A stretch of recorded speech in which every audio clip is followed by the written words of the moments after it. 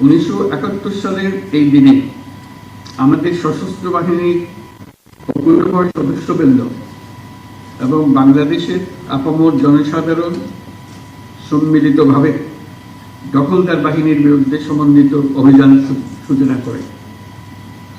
সেই ঐতিহাসিক অভিযানের ফলে আমাদের বিজয় ত্বরান্বিত হয় এবং সৈনিক জনতার অভূতপূর্ব আত্মত্যাগের ফলশ্রুতি অর্জন করি। আমি আজ গভীর শ্রদ্ধার সাথে স্মরণ করছি স্বাধীনতা যুদ্ধে শাহাদত বরণকারী সকল বীর শহীদদের এবং মহান আল্লাহর দরবারে তাদের বিদেহী আত্মার মাগফিরাত কামনা করছি। আমি সকল বীর মুক্তিযোদ্ধা পরিবারের সদস্য এবং সম্মানিত যুদ্ধাহত বীর মুক্তিযোদ্ধাগণের প্রতি আন্তরিক শ্রদ্ধা জ্ঞাপন করছি। তাদের পরিবারের অনেকে আজকে উপস্থিত আছেন, তাদেরকে আবারও সালাম জানাচ্ছি। একই সাথে আমি গভীর শ্রদ্ধার সাথে স্মরণ করছি জুলাই শহীদদের। সশস্ত্র বাহিনী বিভাগের এই আয়োজনে যে সকল খেতাবপ্রাপ্ত বীর মুক্তিযোদ্ধা ও তাদের উত্তরাধিকারীগণ উপস্থিত আছেন, তাদের জন্য রইল আমার বিনীত শ্রদ্ধা। মুক্তিযুদ্ধ বাংলাদেশের ইতিহাসের সর্বকালের সর্বশ্রেষ্ঠ ঘটনা, যার ফলে পৃথিবীর মানচিত্রে বাংলাদেশ একটি স্বাধীন সার্বভৌম রাষ্ট্র হিসেবে প্রতিষ্ঠা ও পরিচিতি লাভ করেছে। দেশ স্বাধীন করার মহান ব্রত নিয়ে ৭১-এর 25শে মার্চ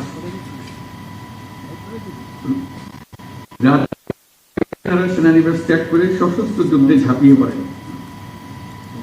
একই সাথে এই দেশের কৃষক, শ্রমিক, ছাত্র জনতা, সাধারণ মানুষ সকলেই যা কিছু আছে তাই নিয়ে যুদ্ধে অংশ নেওয়ার জন্য এই যুদ্ধে একটি জনযুদ্ধে রূপান্তরিত হয়। মহান মুক্তিযুদ্ধকে সাংগঠনিক রূপ দেওয়ার জন্য এক পর্যায়ে যুদ্ধরত সকল বাহিনীকে বাংলাদেশ ফোর্সেস নামে সংগঠিত করা হয় এবং সমগ্র বাংলাদেশকে 11টি সেক্টরে ভাগ করে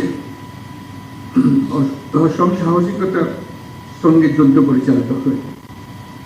তৎকালীন পাকিস্তান নৌবাহিনীতে কর্মরত বাংলাদেশি সাবমেরিনা ও নাবিকদের সমন্বয়ে গড়ে ওঠা মুক্তিযুদ্ধের নৌ কমান্ডো দল অপারেশন জ্যাকপট নামে দুঃসাহসী আক্রমণ পরিচালনা করে বিভিন্ন নদী বন্দরে খাদ্য শত্রু জাহাজ ডুবিয়ে দেয় এবং বিমান বাহিনীর সদস্যদের নিয়ে গঠিত কিলো ফ্লাইট চট্টগ্রাম ও নারায়ণগঞ্জের জালালমুজিপুর সহ বিভিন্ন গুরুত্বপূর্ণ স্থাপনায় সফল আক্রমণ পরিচালনা করে। এইসব দুঃসাহসী অভিযান আমাদের মুক্তিযুদ্ধের ইতিহাসে চিরকাল পরম উজ্জ্বলতায় উদ্ভাসিত থাকবে। মহান মুক্তিযুদ্ধে সশস্ত্র বাহিনীর অবদানকে সাধারণ মানুষের আত্মত্যাগের সঙ্গে একীভূত করার উদ্দেশ্যে প্রতি বছর 21শে নভেম্বর পালিত হয় সশস্ত্র বাহিনী দিবস। আজকে সেই দিন। এই দিনে খেতাবপ্রাপ্ত বীর মুক্তিযোদ্ধা ও তাদের উত্তরাধিকারীদের সান্নিধ্যে আসার সুযোগ পেয়ে আমরা সকলে অনুপ্রাণিত। মহান মুক্তিযুদ্ধে বীরত্বপূর্ণ অবদানের স্বীকৃতিস্বরূপ বীর মুক্তিযোদ্ধাদের কল্যাণে বিভিন্ন কার্যক্রম পরিচালিত হচ্ছে। ভবিষ্যতেও এই ধারা অব্যাহত থাকবে বলে আমি আশাবাদী। সময়ের আবর্তে অধিকাংশ বীর মুক্তিযোদ্ধা আজ বয়সের ভারে ভারাক্রান্ত।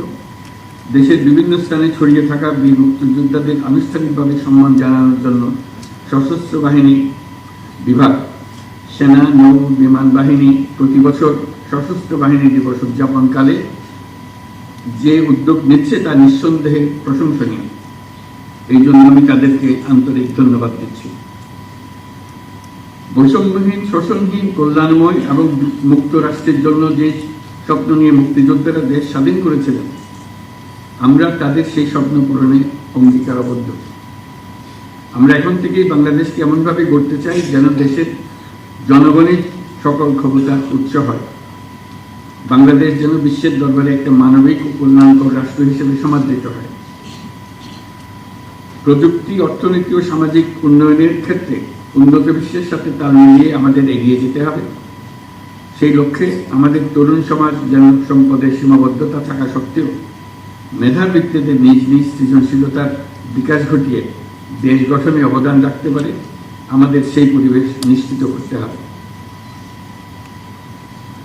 জুলাই 2024-এ নতুন বাংলাদেশ গড়ার যে সুযোগ ছাত্র জনতার সাহস ও আত্মত্যাগের বিনিময়ে আমরা অর্জন করেছি, সেটাকে কাজে লাগিয়ে আমাদের সুন্দর সমৃদ্ধশালী ভবিষ্যৎ গড়তে হবে।